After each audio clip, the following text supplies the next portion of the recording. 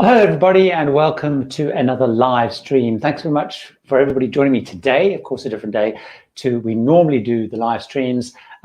Unavoidable had to move it, so I really appreciate that. We will try and stick to Saturdays moving forwards. A couple of things before we get going. Remember, first of all, thanks for joining me. If you're live, remember, everything on the live stream is driven by what people who are here live are asking to talk about, questions or topics, and so keep posting those.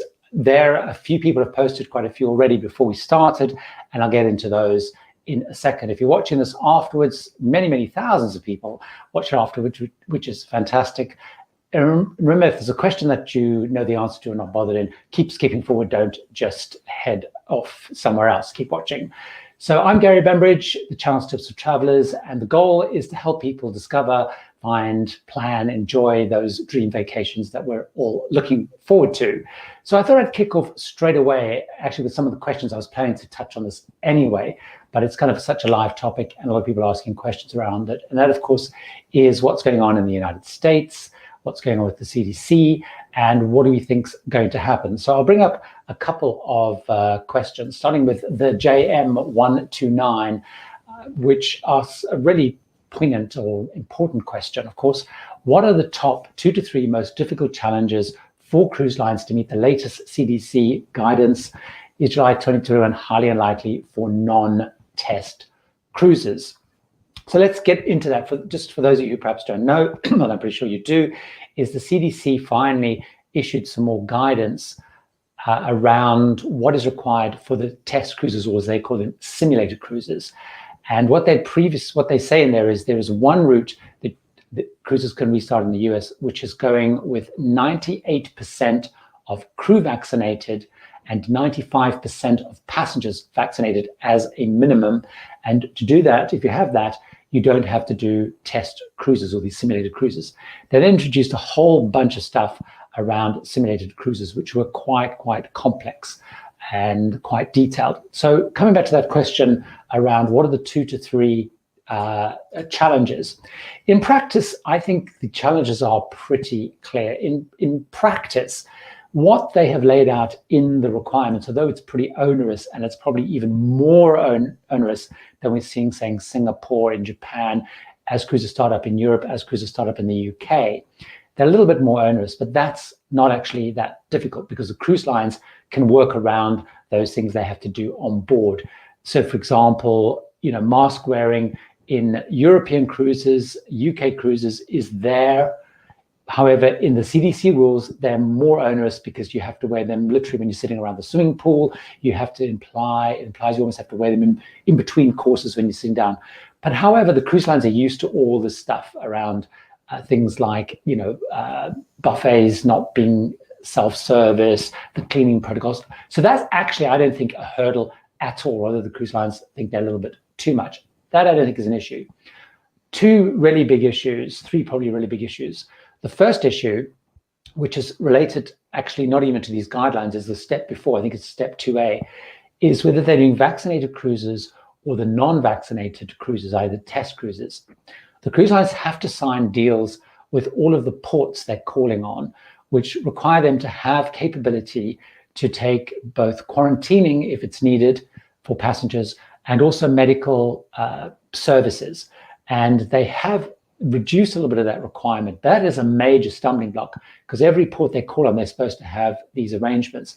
Now that CDC have shifted a little bit to say actually you can have a group of ports, because places in Alaska like Skagway, I think I spoke about last time, saying we physically just don't have the capability for it. So CDC's relaxed it a bit. However, they have to have in place these agreements. And the problem with the agreements is, which the CDC acknowledged, I was reading some stuff yesterday, is you can't expect a hospital to basically have a ward set aside in case they have people coming for cruise ship. You can't expect a hotel or whatever to set rooms empty in case there is quarantining needed. So there's some flexibility around that, but the cruise lines have all indicated this is a big challenge. Now, Norwegian Cruise Line Group have said they're hoping to get that to the CDC within the next week or so. They've seen a way around it. So that is one of the big parts, which is 2A. The second, and probably the biggest part of all, which links to the second part of your question, is timing. None of this has any timing whatsoever. So the CDC has said they hope that people could be sailing by July, but there is no timing associated with any of this. They have reduced the timing to give approval for test cruises a little bit, but they still say you have to allow at least 30 days before you can do a test cruise. They're hoping to reduce that to 5. But there's no actual timing. So there's no timing either on when the vaccinated cruises, the 98, 95 can go. So that, I think, is one of the absolute biggest stumbling blocks. The next stumbling block, which is not specifically a CDC issue, but is, of course, the cruise lines have indicated very strongly, or pretty much all of them have indicated very, very strongly, that they want to do vaccinated cruises to start with. So Norwegian Cruise Line has said, we don't want 98, 95, we want 100% crew, 100% passengers. And we've seen that, of course, in places like Europe and stuff doing that. However, of course, there's that little niggle where how can they prove it? How can it be done? Because in Florida, the governor is currently saying that you can't have any kind of proof. So those I see are the big stumbling blocks. So someone had asked me a question a little bit later around what I think is going to happen in Florida. So I'll come up to that. So in practice, as I went through this, and I've been through them a couple of times, the actual restrictions themselves are not the issue. It's the reality there's still no timing. So coming to your question, is July unlikely? Yes. And the reason I'm saying yes is because that's what Frank Del Rio, the CEO of the Norwegian group, CEO Oceania Regent, he actually said on a call this week when they were updating the Wall Street, he basically said, we can't do July.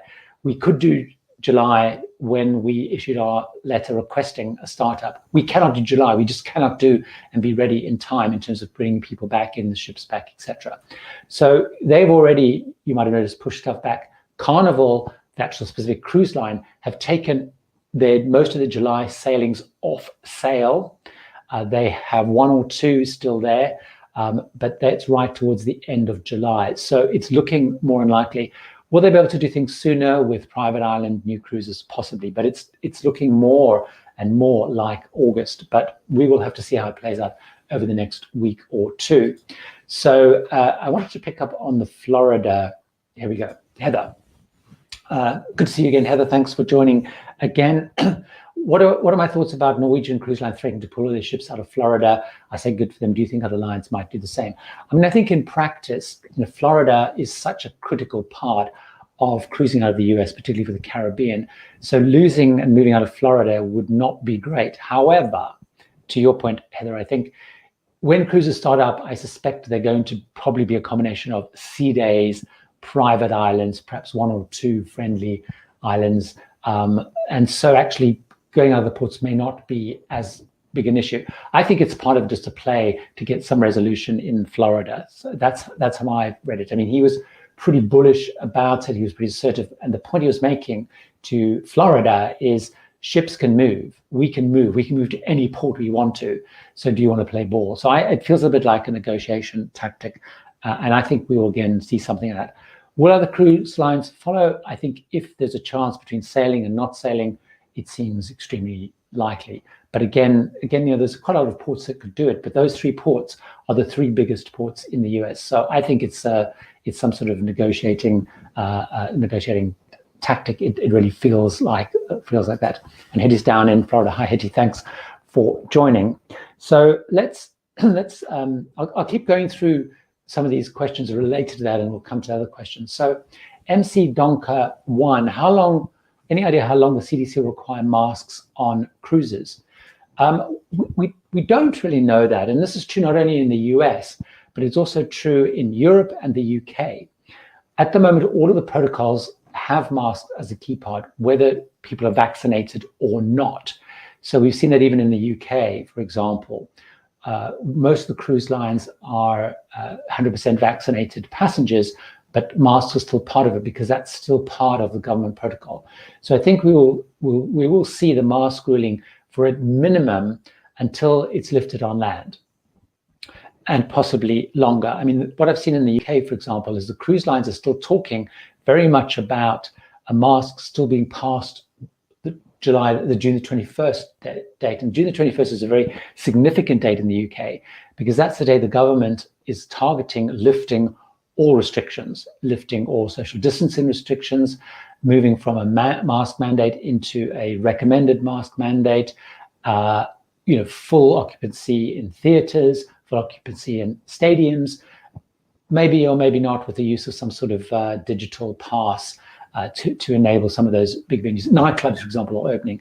So but the cruise lines are still saying after the 21st date, masks are still part of it. But I think it will really depend on when they're lifted on land. So we don't know, and we're certainly seeing it is a really integral part of the protocols, and maybe, but I think we may see it shifting from required to guidance.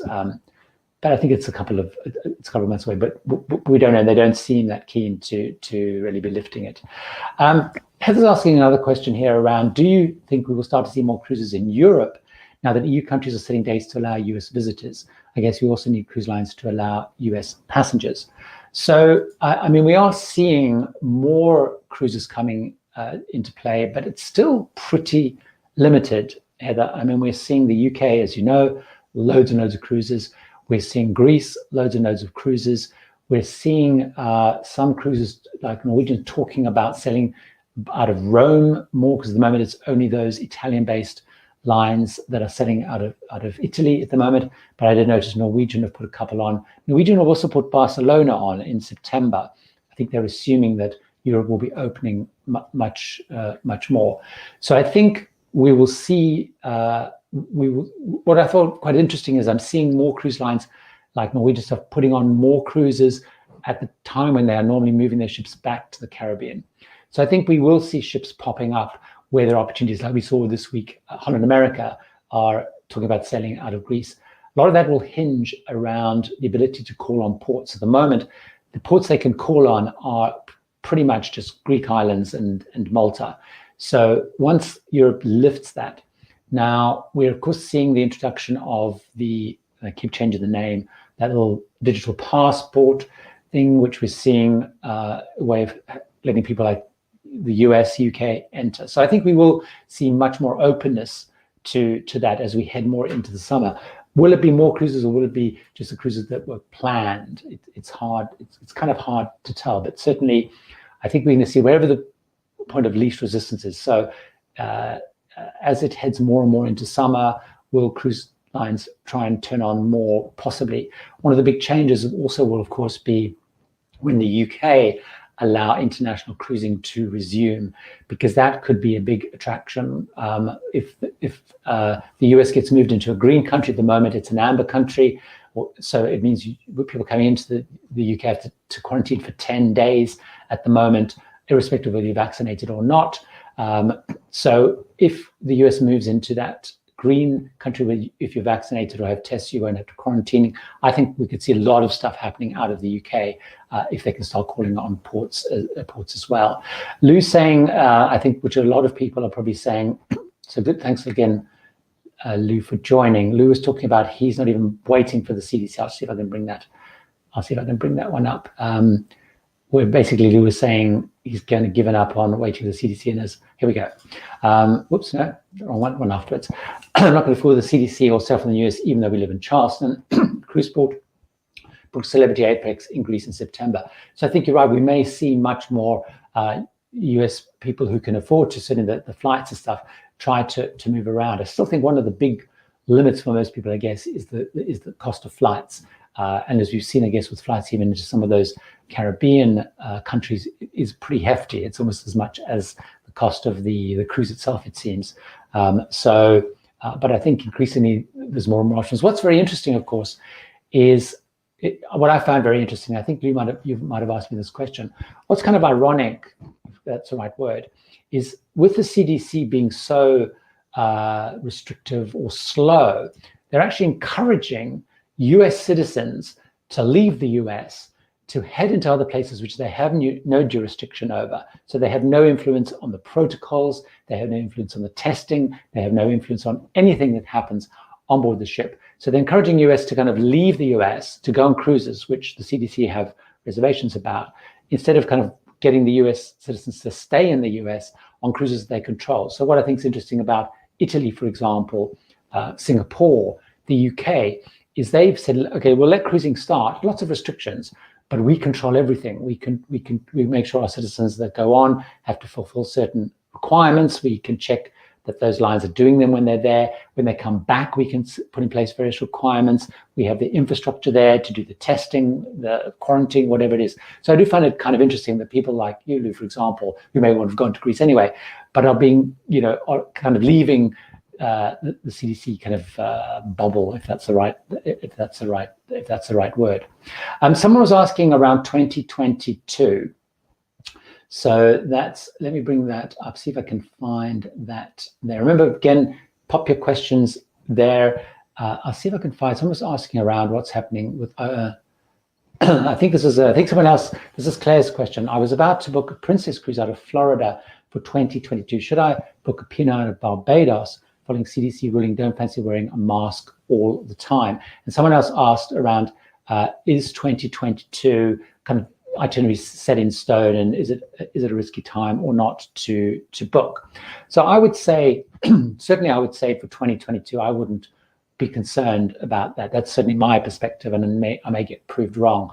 But if you just look at the trend of what's happening, certainly what we're seeing in the UK, I think what we've seen in Israel, what I think we will start to see, hopefully increasingly in the US, is, as the vaccine rollout builds, as the testing protocols build, as the cruising settles down, a lot of these restrictions will get lifted. So the CDC at the moment is still being really fussy and strict around excursions. You have to go on the cruise line bubble excursions, but I wouldn't be worried about that. Certainly I have booked a number of 2022 cruises out of the US. I have one in January on Virgin Voyages, which goes out of Miami, I think I'm right. Yeah, Miami. They go to Miami, which is a Caribbean one. I booked another cruise in February, which I just booked, in fact, last week. Sarah, who's on here, hi Sarah, who's my travel agent. She booked it for me this week, in the last week, which is a cruise from Panama City through the Caribbean and ends up in Miami on Oceania. So I've certainly been booking 2022 cruises. I feel pretty comfortable that we will have got to whatever that new period is. And certainly I think from a mask perspective, if we look at that, I think that's going to be, well, I suspect a lot of people might wear masks. I suspect I might, but I think it's going to be more an advisory than a requirement. I think we're going to see that by the time we get to 2022, but much more. So I wouldn't be concerned about that. I mean, obviously, if you want to go on P&O out of Barbados because you think that might be more fun, you want to go to that part of the world, but I wouldn't be worried about feeling that you have to build that in. I'm pretty confident, and certainly confident enough to put my money where my mouth is, as they say. So let's have a look, something on pricing. Pricing is always a good one. Hypnotherapy for you, thanks for joining again. It's great to see so many people, even though I had to shift today, still finding time on a Sunday to join me, which I really appreciate. So as I suspected last week, price of UK cruises are starting to reduce. More will follow, I'm sure. Very interesting, because we did speak about this, what's happening with UK cruising. I mean, there's a lot of ships sailing. I mean, there's 14 or 15 cruise companies. I think it's about 16, 17, 18 ships sailing. There's a lot of ships out there, a lot of capacity. Certainly what I have done is, kept an eye on prices. What I was looking at, for example, is I've been going in and looking at a couple of the cruises that I thought might be sold out to see if there's any capacity. So let's take the first set of cruises to go out. So before the 21st of June, the cruise lines are only able to sail with 1,000, I'm talking about the UK, with 1,000 passengers, or 50%, whichever is the lower number. So if you take a look at MSC Virtuosa, which takes, 5,000, 6,000, whatever it is, they're only allowed to take 1,000 passengers on their first cruise, which goes out in about a week's time. I think it's about the 20th or so. I went on there to look and see if I decided I want to go on that, which I'm not, because I'm sticking to vaccinated cruises. There was availability. There's availability in their yacht club. Basically every cabin was available, and I think you're right. What I've seen a lot of people talking about online is the cruise after that. You can actually get some deals on the cruise after that one, which is even slightly cheaper. And certainly there seems to be a lot of availability. One of the things I did talk to Sarah about, and if Sarah's got anything to add, maybe she can pop that in there. But we were looking at one of my cruises, I think it was the Princess cruise, because I'd seen some stuff around Princess with promotions. But what was interesting is we've seen a lot of the higher grade cabins, that some of those prices had even drifted upwards, because I think what people are perhaps doing, partly because they're shorter cruises, so the absolute price may be lower. And as we know, we're hearing a lot that a lot of people got lots of money saved over the pandemic time, so they're perhaps happy to splash out on a slightly bigger cabin. So certainly some of those higher end cabins are actually selling pretty well, and some of those prices have actually drifted upwards. But I think you're right. We will see. It'd be interesting to see what happens with prices. I do get a sense that there's some good pricing out there.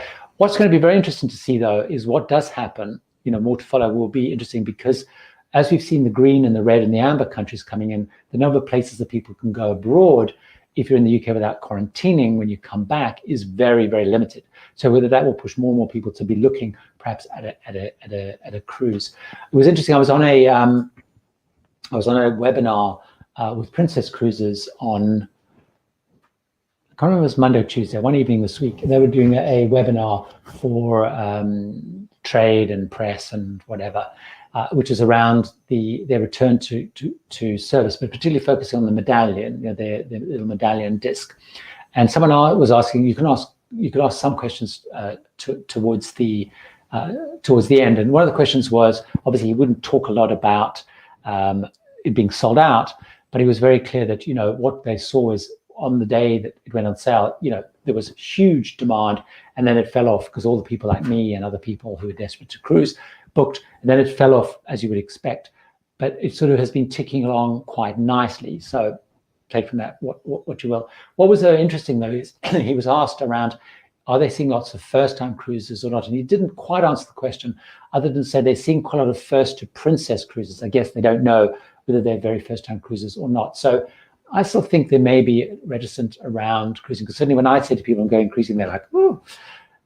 So definitely something to watch in terms of pricing. It's going to be very interesting to see. So Bob was asking the question. So good to see that, Bob. What's like in your opinion of Norwegian Cruise Line others pulling out of Florida in the short term? I don't know whether you joined before. You might have seen that to Heather's point. I feel like it's just to recap, I feel like it's a bit of a negotiation stance, because they desperately want to sell with vaccinated passengers and crew. And I can see from a cruise line perspective why that's attractive. First of all, you don't have to do simulated cruises. And secondly, the more you can do to minimize the chance of something going wrong when you go back to cruising is better. So I think that would be, I think it's a gambit. So I would be surprised if they move. I mean, I guess they're doing it to a degree already. Cruising Bird, hi everyone. Gary, can you please tell me how I would go about tipping the crew we don't see, like laundry staff?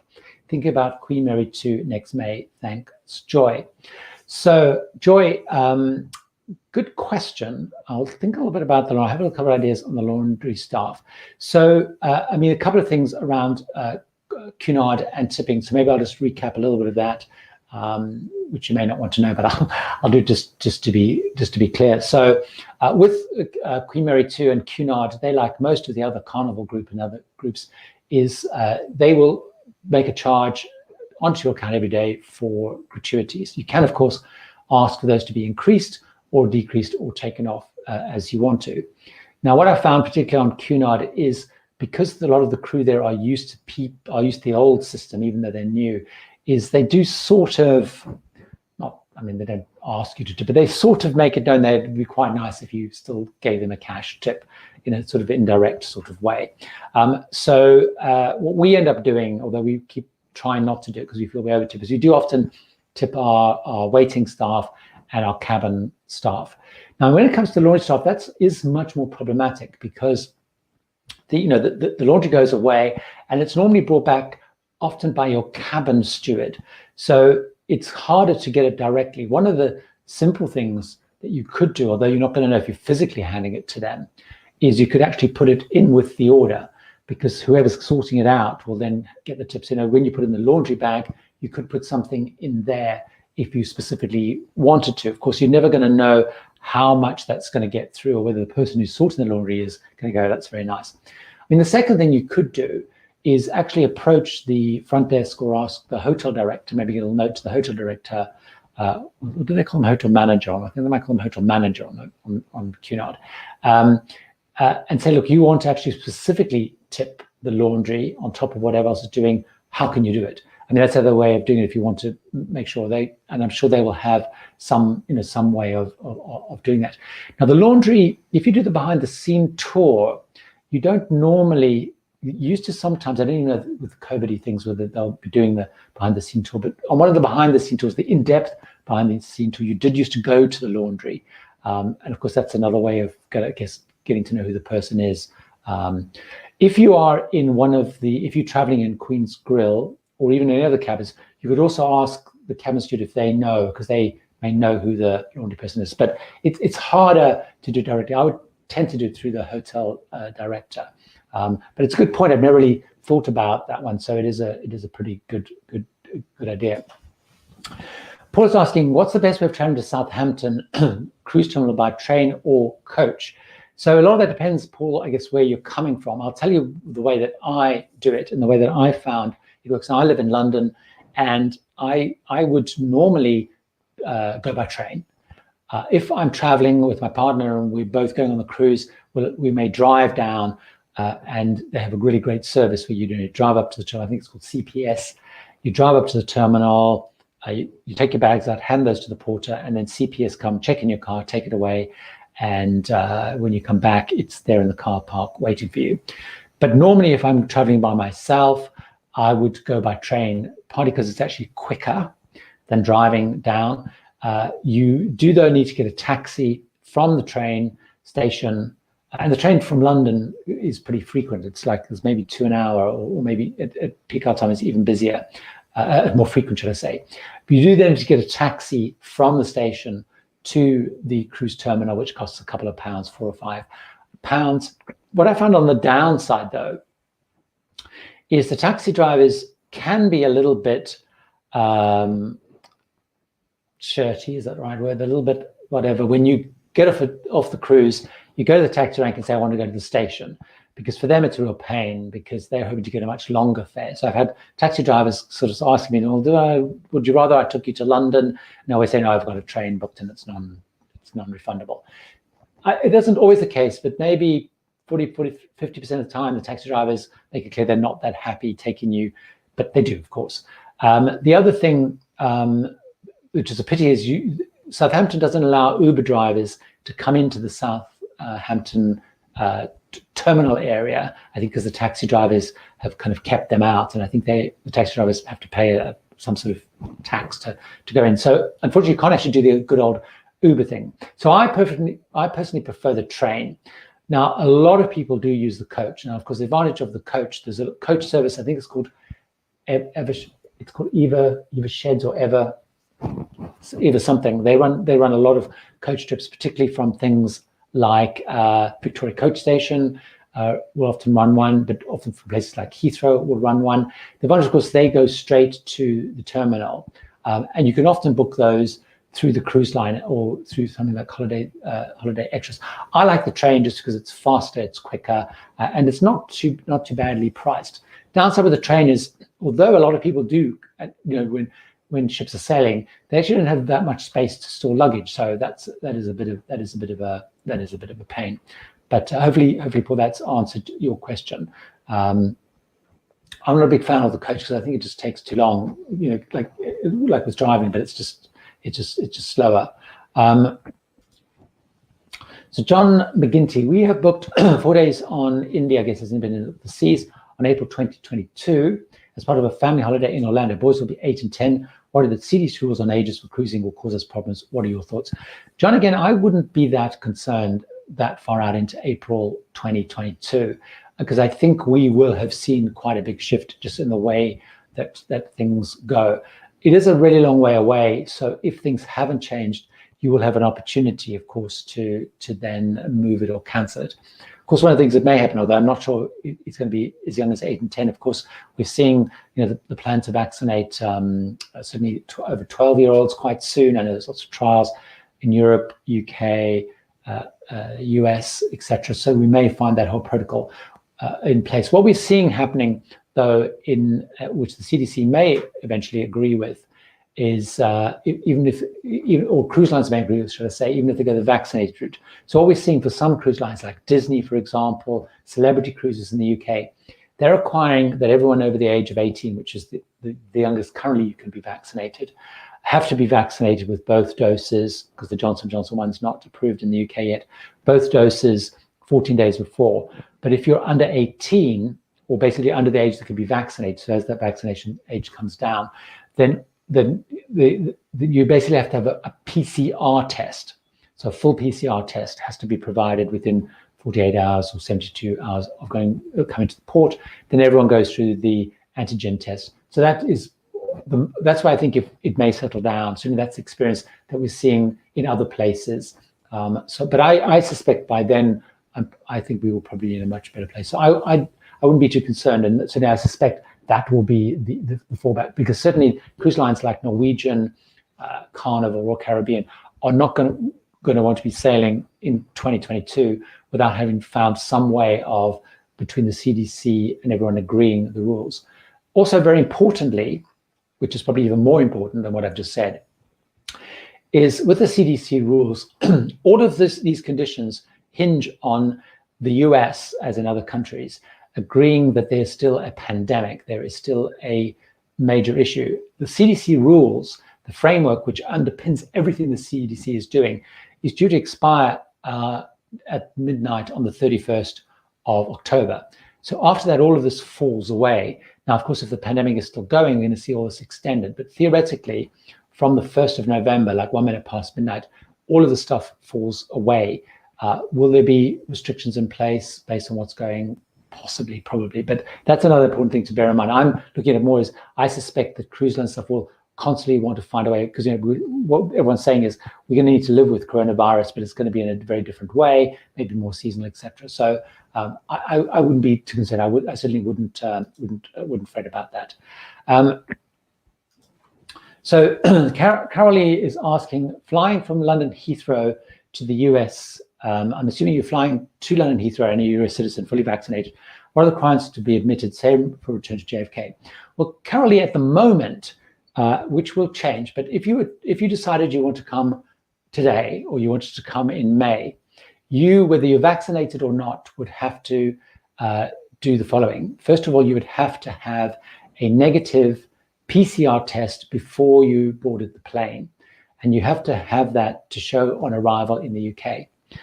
Once you arrive in the UK, being from the US, you would then have to go into 10 days quarantine. Now that 10 days quarantining is not hotel quarantine. You would be able to do that in a hotel, or if you were hiring a Airbnb or something similar to that. So you would be able to do it somewhere privately.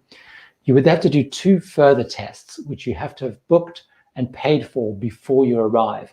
One has to be done on the 2nd day, and one has to be done on day number 5.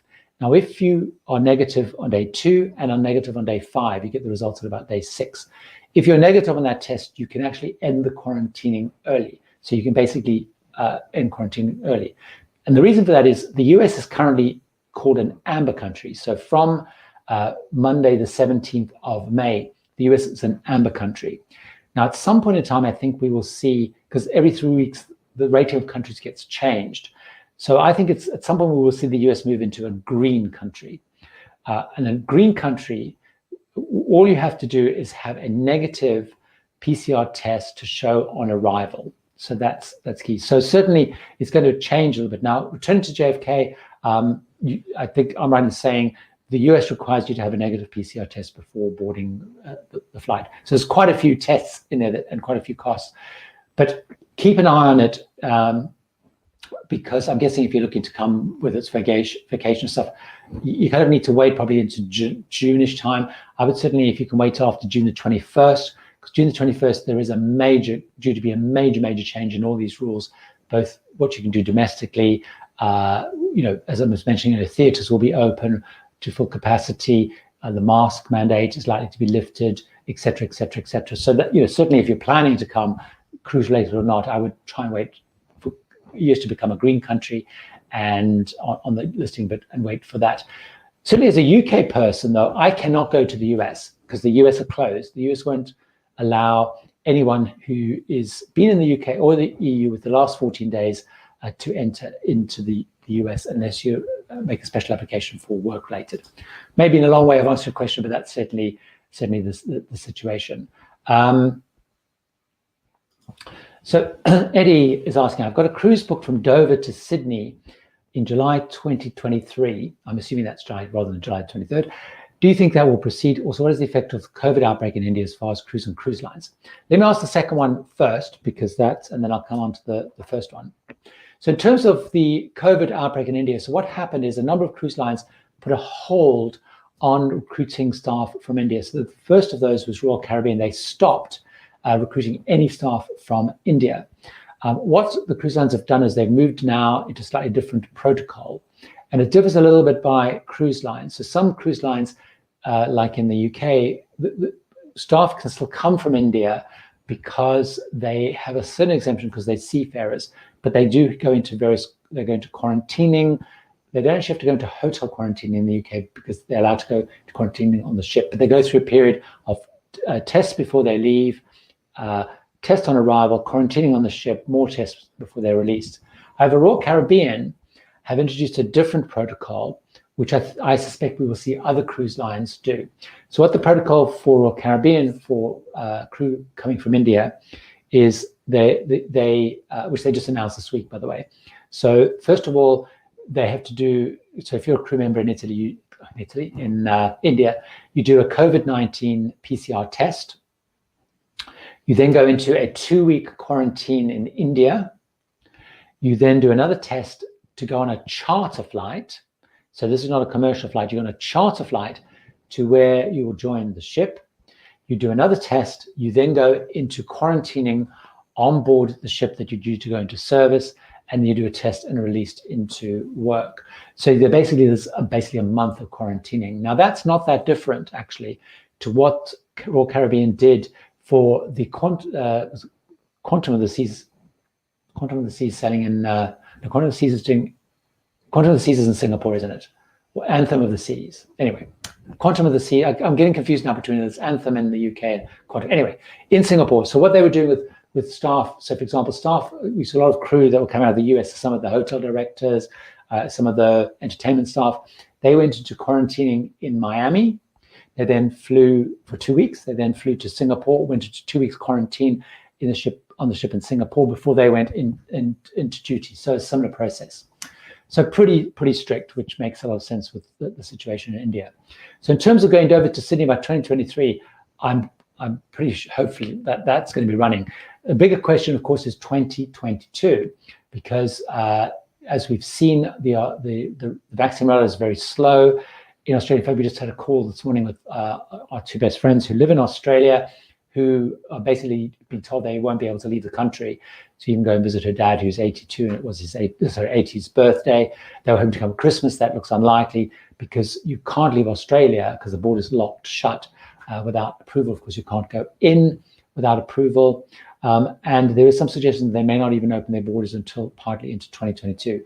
The challenge, of course, they have in Australia, because they're basically trying to do a no COVID situation, is the challenge is the minute they open, they're going to have to get used to living with COVID.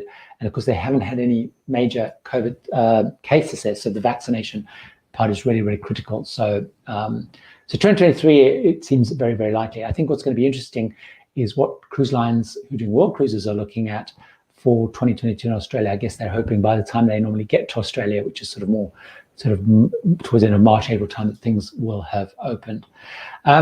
So Elaine asking, what's the best way to get from the airport to the port in Athens? Now, the airport, the Piraeus, the port is quite far, actually, from Athens. Whenever I've gone from the airport to Athens, I've done it one of two ways.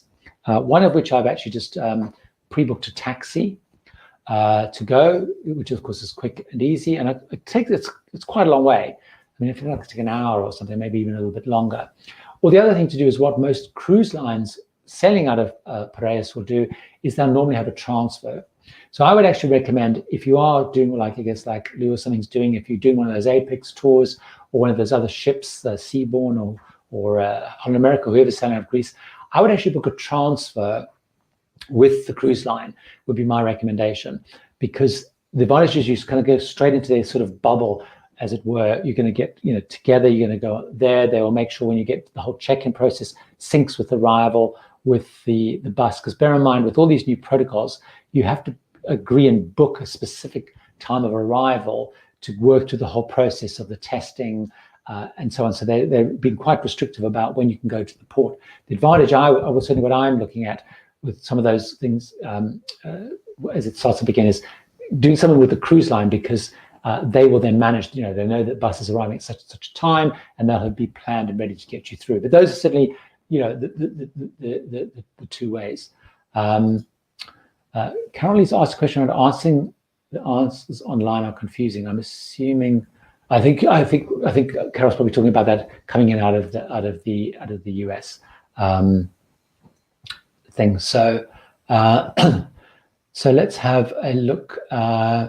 Kyle is asking, I'm going on MSC Virtuoso on May 20th. So you're going on the inaugural cruise, the very first cruise. It looks like you're a Disney fan there, so I don't know if you're also going to be planning to go on the Disney ones as well. I'm a solo traveler and would love some tips on how best to use other travelers and how you think this will work with COVID measures, etc.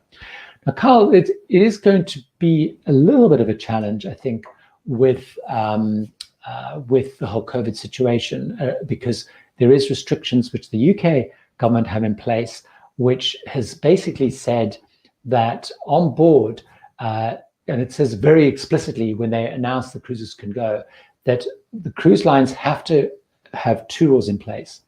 One of which they cannot allow people to mix in bars and restaurants who are not from the same household or the same travel party. And secondly, that they have to have a rule of 6. So if two households traveling together actually have more than 6 people, they cannot have more than 6 people together. So if you're traveling with 2 families of 4 and there's 8 of you, you can't sit as 8 people. So obviously as a solo traveler, that is going to be a challenge for you. Now, what I would actually suggest on this particular cruise is there is a huge amount of cruise vloggers and bloggers actually on that particular cruise. So one of the things I would actually suggest on this very specific cruise is reach out to some of those, because I know they are talking about certainly, perhaps out on deck or some of the places where you can meet and mingle a little bit more. There's more space, the more distancing is possible. They're all talking about trying to find ways of meeting up. They are not going to be able to sit together at dinner, for example, because of those rules. But there's certainly a couple of people going, and I would take a look at that. So I know, and what I can maybe do is I'll try and pull out some of the names of the bloggers that are going and put those down there. So if you search, for example, on Twitter, I don't know if you're on Twitter, but I would suggest looking at Twitter. If you're not on, get on Twitter, because they're discussing a lot on Twitter. Is if you look for a cruise with Ben and David, for example, they are definitely going to be on that. And I've seen a whole thread on Twitter where people have been talking about who are going to be on that whole cruise. So I would recommend do that. Follow those people. So what I'll try and do perhaps afterwards is maybe in the notes of this, I'll put some of the other bloggers I've seen, I'll maybe put their Twitter handles or something, but start following them, maybe contact them on Twitter. Now, so that's this whole bunch of things to think about. Secondly, though, what I would say is I'm almost 100% sure that MSC will have what they're going to do for solo cruises in mind. So traditionally what MSC would do is they would have some meet and greets, they would have some kind of activities. So I think you will find that they probably have something along those lines that work within the rules. So they'll have some kind of meet up, some kind of get together thing where you'll be able to kind of connect. The challenge is going to be around that eating, dining kind of piece and how that really gets managed. So I don't know, for example, how they're going to manage, in reality, if you were eating in the buffet restaurant with it, how that will quite be managed. So those are just the things that hopefully that's helped give you a sense of it. Certainly what I am doing a lot of, because I'm going on all except for one, I'm doing 5 of these UK cruises, and all but one I'm doing as a solo traveler. But certainly I know, for example, Sarah, who I mentioned earlier, Sarah Bolton, who's my travel agent, she's going to be on the first one, on the Saga one. She's going to be there. I think her parents are going to be there. Like I know, for example, we're not going to be able to necessarily dine together based on those rules, but of course we will be able to meet up and chat and that kind of stuff. And we'll have to figure that out as well. So right. So KB in the UK, I'm going to put this on here because it's parroting one of my videos. So I'm going to have my a slug of tea yet. So my tea. Came in the UK, great must-do video. So those of you who haven't watched it, my video, which came out, I think, on last Sunday, was around the 6 best must-do cruises in the world. And Panama Canal was one of them. Katie's asking, what is the biggest ship that can navigate the new wider channel? Because there are two Panama canals, the one initial one and the new one.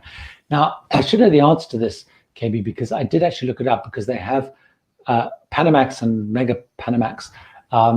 So I don't know, I'm trying to think in terms of cruise, I don't know the answer offhand, but I know we're talking about things like the Edge class ships are certainly heading through the Panama Canal. I think I'm right in saying now that even the Queen Mary 2 can go through the canal, which it couldn't do in the other one. So it's that sort of scale of ships. I'm not sure. I'll actually look and put a little note on how big it is. But certainly, you know, your ships, which are sort of the size of New Amsterdam, New Amsterdam, those kind of size ships could fit through. Queen Victoria, those kind of ships could fit through. So I'm not sure the biggest cruise ship that will fit through. And I'm trying to remember, because I did see something of, and I'm trying to remember which one was a Royal Caribbean ship going through. So I'll put that in the note as well. So if you haven't watched that, everybody, that Must Do cruise video, hopefully it'll give you some inspiration there. There were some questions around length of cruises, and Lou's partly answered that they're around how long can cruises be? Will short cruises be able to start, or long cruises? And as Lou said, until the end of October, the CDC has this rule around cruises can be no longer than the 7-night rule. What we've seen and we've seen all the cruises start up in Europe have been those 7-night cruises, but we have seen, certainly Greece is being a little bit more relaxed. They're allowing people to book back-to-back cruises. We've seen a little more patchier in the UK, although mostly the back-to-back cruises are where people can put together a 7-night cruise. They can do like a 4-nighter and a 3-nighter. So certainly up until November, out of the US, the cruises have to be 7 nights, which is why one of the discussions we had before is when we do the repositioning cruises, which normally happen around about October time, or they head out of the US, but they are longer than 7 nights. So I don't know whether they will have restrictions on cruises leaving the US, because across Atlantic they're normally going to be longer than that. They're going to be 10, 12, 14 nights or so. So that was a question. Will it be available to send on the street cruises? It's hard to know if you ask specifically what will be approved at the moment. Certainly, it depends a lot whether the cruise lines go with the existing itineraries or new itineraries, and we don't really know. So I suspect we will see a lot of in that July, August time, depending on their start. I think we will see lots of short cruises, because I think they will use their sea days and private islands with the idea of ramping up as they head into September and beyond into those longer cruises. So it's really hard to tell. Deb asking, has the CDC given the okay to cruising, provided the crew and guests are 98%, 95% vaccinated respectively? If these vaccination criteria met, can the airlines bypass the testing? So yes, Deb, absolutely. I would touch a little bit at the beginning, so I'll just go over it again, because I know lots of people join at various times as we go through this. So what they have said is, you're quite right, is they have said they've got all these requirements to test cruises, but they've specifically said that cruise lines will not have to do the test cruises or simulated cruises if they go with those two numbers, the 95% crew and 98% guests. It was the other way around. Yeah, 98% crew, 95% guests, 90% crew vaccinated, 95%. But they haven't given any specific timing on that. All they've said is that their Part 2A has to be submitted, which is the deals and the contracts with all of the ports. And what I noticed is Norwegian are hoping that within the next week or so, they will actually have those agreements to give to the CDC, and they're then hoping, of course, that they'll be given a date for sailing. But again, then he's saying that may be much later than July. So Leslie, watched your video on this topic. Can you explain on how to upgrade from a solo cabin to a balcony on Norwegian breakaway to Bermuda in October for cheap? So Leslie, that is that's always a big challenge. Once from the solo cabin to the balcony cabin, there's a couple of ways, certainly on Norwegian specifically, that you can do it. One of the things to look at on Norwegian is Norwegian will normally allow people to do a bidding. So they'll let you do bidding for an upgrade. So you can they often send out an email offering that opportunity, or they will, or you can keep an eye on it and you get a chance to do a bid for an upgrade. And depending on the demand for that, of course, you may or may not get it. So certainly a lot of people who book those solar cabins, they really like the solar cabins, they like the environment it's in. So I don't know how many people will be bidding. The other thing that I would do very, very carefully is, so you're doing it in October. So one of the things I would watch very carefully is keep an eye on what the fairs are doing, because those solar cabins, they are obviously they're priced in a certain way, they have a certain pricing structure. But if they're finding that balcony cabins are not selling as fast as they want them to do, they may be doing some stuff on pricing on the balcony cabins. You might find the solar cabins hold their price. So in that solar cabin, it's not called the Haven, I don't know what it's called, but in the solar cabin area might hold its price because they normally in pretty high demand. So say they're 100, they sell 100. But if there's a lot of balcony cabins, and a breakaway is a big ship, if they're not selling as many balcony cabins, they might be doing some promotions on balcony cabins. So you actually find at some point the balcony cabin price, even with the surcharges, becomes very attractive versus the solar cabin. And that I have seen that happen. So keep an eye on that price. And if that happens, then get your agent, or if you book directly, get hold of them and say, look, I see the balcony cabins are now 110. I paid 100 for my solar cabin, and can I now have the balcony cabin for that price? So that's definitely, those would be the definite ways I would say to have a look at. Ed Love J saying, love the show, Gary. Fantastic to hear. Good to hear that. What's the latest news around only taking ship excursions for the UK in August and September? My wife, Em, and I are adventurous travelers and want to go solo in UK ports. So at the moment, we're not 100% clear on that. Certainly at the moment, what we're seeing is, there are those kind of bubble excursions that you have to do in many of those places, or a lot of them don't have the excursions. However, to that point is, we need to really wait and see what happens on that July the 21st, when a lot of those restrictions get lifted, because that could be the trigger that doesn't require any of those specific excursions. So what I've seen happen, for example, is if you look at some of the cruises, and I think I've got some, I've got a cruise on, say, Celebrity in August, by the middle of August, I think I can't remember the exact date, but it's right towards the middle of August. If I look at the planner for Celebrity, I can book excursions which don't necessarily look like they're all bubble excursions, but it's not clear whether I can solo explore. But they certainly have a lot of excursion options which are pretty much out and about, not as bubble-like. So we don't really know yet what's going to happen, but I'm suspecting that we may see, certainly after the July 21st, as the government starts easing, we will see some of those restrictions doing so. Certainly, I guess what you're saying is the later you book, the higher the chance. Now, really important with September is there's a lot of discussion in that thing they spoke about. They will review and look at when they will lift the restrictions for international cruising from September onwards, kind of thing. And I'm hoping they will do that, because I have a cruise to Norway in September, and again, that becomes really, really important. So let's have a look. So Chris is saying, I've got a river cruise on the Seine in August on Amber Waterways. I picked this involves no borders. Do you think it will sell? Chris, I think that's a really sensible idea, particularly for booking a river cruise that doesn't cross borders, because certainly what happened last year when river cruising started is I was trying to do some river cruising, and it became really messy because the different restrictions on who could go into what country meant that cruises couldn't run, or they had to change ports. So I was looking at going to Portugal and the Douro, and realized it went into Spain, but Spain had restrictions on, the UK had restrictions on going to Spain, and it became a mess. So I think it was a great idea to book one which stays within a particular country. I would say by August, certainly a very strong possibility, because even Crystal Cruises, which have pushed right back into August because they rely on international travelers, they're pretty bullish about August. If you look at the pace of the vaccine rollout, by August it will be pretty strong, and in France, I think by then across the EU will be pretty strong. Certainly, some of the they are hoping to be running their across Europe, hoping to be running their Seine cruises very quite soon for French initially. So I would be pretty optimistic about that, particularly if you're saying in August. It is looking pretty strong.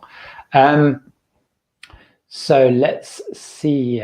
I'm trying to see, because I see some people have been other questions. Here we go. Maggie is asking, are there any cruises from the UK this summer that do not require testing? I'm fully vaccinated, but rather not have to pay for tests. Maggie, I don't.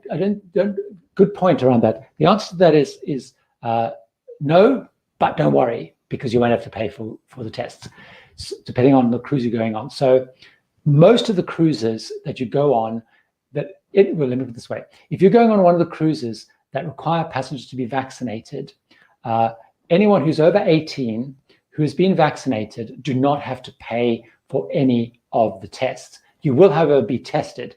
You'll be tested using an antigen test, the fast test, before you board. However, if you're going on the MSC cruise, so earlier on we were talking about the MSC cruise. If you go on an MSC cruise, you have to have a PCR test, whether you're vaccinated or not, and that has to be a PCR test, so you have to pay for it. But if you're going, like all the cruises I'm going on, so I'm going on Saga, I'm going on P&O, I'm going on Cunard, I'm going on Princess, and I'm going on Celebrity. All of those require vaccinations. I don't have to pay for any tests, but all of those will have a test at the port. So the answer to that is yes, as long as you focus on cruises that are vaccinated. So what we don't know is when we come off those cruises, will the government eventually require any testing? But it seems that if they do require any testing, it's probably going to be the antigen tests. But at the moment, there's no discussion around that, so don't worry about that. I'm probably confusing it. So the good news is, yes, most of the cruises do not require you to have the vaccine. Let's have a look. Ian's asking, I get asked this quite a lot, so it's good. Thanks for asking this question, Ian, because it's a good one to ask. Do you think American-focused lines like Carnival and Norwegian Cruise Line will follow CDC protocols even on European sailings, even where they are more stringent than EU requirements? I don't think we will. We will see them following the US rules, because they need to follow the rules of that specific country. So they may choose to go a little bit stricter, but however, the rules in the UK, the rules in Italy, the rules in Greece, and Israel are pretty strict. And they're perhaps, it's really the CDC ones are the ones that are perhaps more extreme in the CDC. Someone posted there a little bit about, the idea that you have to wear a mask when you're sitting around the pool. What you'll see, and I have quite a lot of video clips of say, the MSC one on one of the previous video, and I actually got sent a whole lot more from someone who went on a cruise last week on MSC.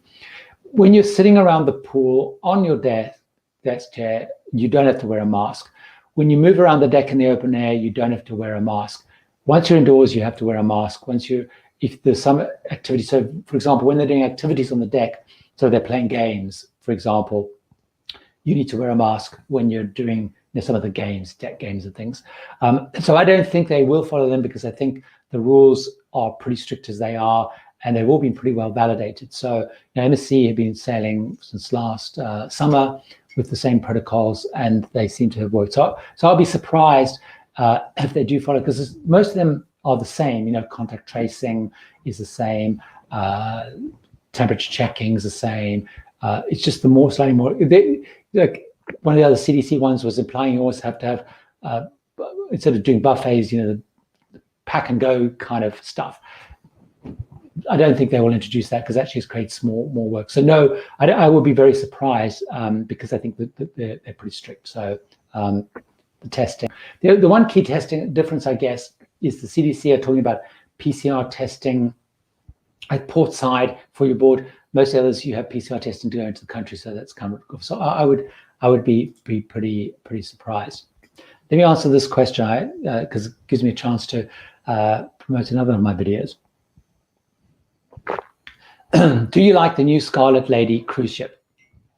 I only spent one night on it, and all the other ones kept getting bumped and moved. I'm not doing the Scarlet Lady this time around, simply because the dates didn't fit with all the cruises I booked. And by the time they announced, it's hard for me to do it. I could squeeze it in, but there is this sort of rule that some cruise lines have where you have to leave 7 days between.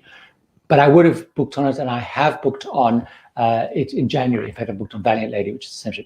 So do I like the new cruise ship? What I saw with One Night, I like some bits, were unsure about some bits, and really wanted to be able to cruise on it to find out why.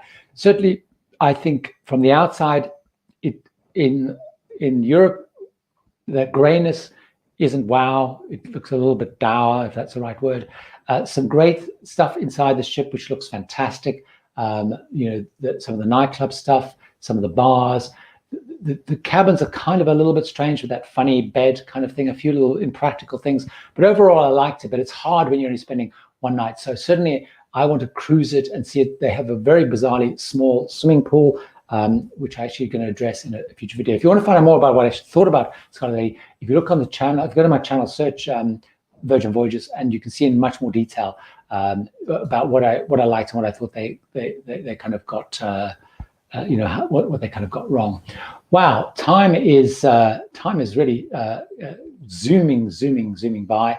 KB's asking a question to Sarah about, do you make adjustments for price drops? I'll let Sarah answer that. Certainly, Sarah and I, we've spoken about it once. She did have a check. The price hadn't gone down, so we didn't actually do anything. But I will double check with Sarah if she doesn't get a chance to answer that and confirm. But I would say yes would like to be the answer. So thanks so much for time joining me. I know we changed it. And Rich, thanks for my question. It's a pleasure. Thanks so much for everything. I have another video coming out tomorrow night, which I will show you.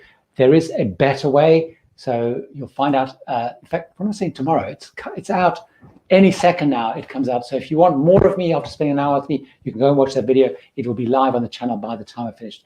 Thanks so much for joining me. Have a great rest of your weekend. Those of you in the US have much more time. Join me next week, of course, on Saturday. We're back on Saturday. And hopefully the next time we change days around is not until June, July time once I start cruising. So thanks so much. Thanks for your questions, and have a great rest of your Sunday.